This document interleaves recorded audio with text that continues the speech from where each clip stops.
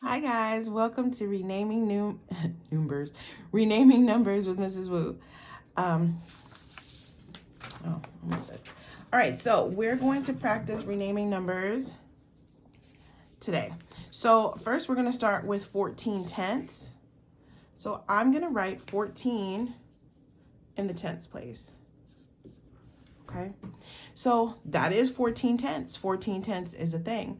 But if I'm writing this number in standard form, which I will need in order to add and subtract and do other operations with the number, 14 tenths isn't going to work. Normally, if I have a number in standard form, I have one digit in each place value. So I can't have a 2-digit number in the tenths place. So what I'm going to do is draw out 14 place value discs. 3, 4, 5, 6, 7, 8, 9, 10, 11, 12, 13, 14. So I've got 14 place value discs. Now, in order to trade tenths for a 1, I need to have a group of 10. So I've got 10 tenths right here. So I'm going to take those 10 tenths and I'm going to transfer them to the ones place. So 10 tenths equals 1, 1. And I've got 1, 2, 3, 4 tenths left over. I can't make them into a group that equals 1 because I've got to have a group of 10. So 14 tenths is going to equal 1 and 4 tenths. 14 tenths equals 1 and 4 tenths. Now, I'm going to erase that now. What's important to remember is any time you have a group of 10 in a place value, you can trade them in for the next highest value. For instance, if I have 10 thousandths, I can trade that in for 1/100th. If I have 10 hundredths, I can trade that in for 1/10th. If I have 10 tenths, I can trade that in for 1/1. Same thing, if I've got 10 ones, I can trade that in for 1/10. Place value, that is the number one key to place value. Groups of 10 equal the next largest value. That never changes whether you're using decimals or whole numbers. The rule of 10 is always in effect. Okay, so we're gonna move on. Let's try a different one. Oh no, I didn't write my answer here. All right, so 14 tenths equals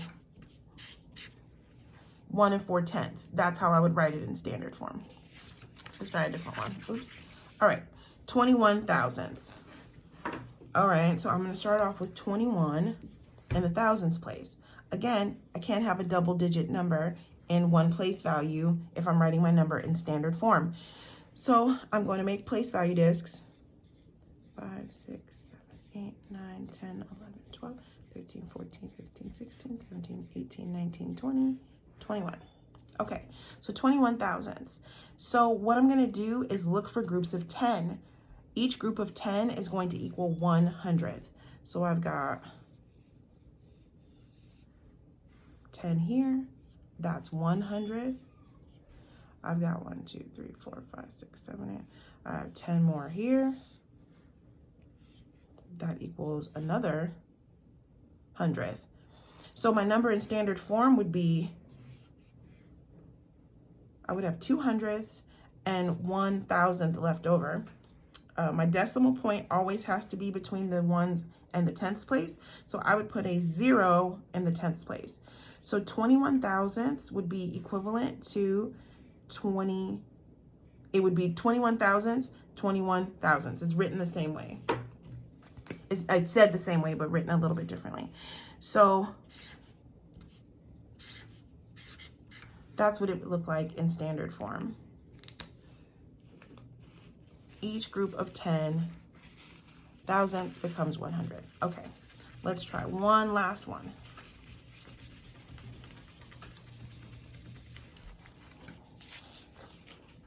All right, let's go in the reverse. Let's start with a number in standard form and turn that into tenths. So I have 1 and 4 tenths. I'm going to make this into tenths. So keep in mind, if I take 1 and convert it into tenths, 1 equals 10 tenths. So 1, 2, 3, 4, we had to start, but I'm gonna add 1, 2, 3, 4, 5, 6, 7, 8, 9, 10. Because 1 equals 10 tenths. So altogether, I would have 14 tenths.